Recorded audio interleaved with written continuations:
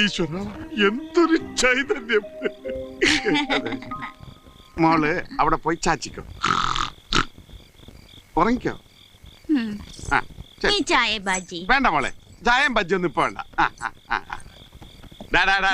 ഇനി സ്റ്റെപ്പ് വിട്ടോളൂ പുറത്തിറങ്ങിയ അകത്താകുന്ന നിങ്ങൾ രണ്ടുപേരും ആയിരിക്കും. ചമ്മന്തി ആയിക്കളെ ഞാൻ.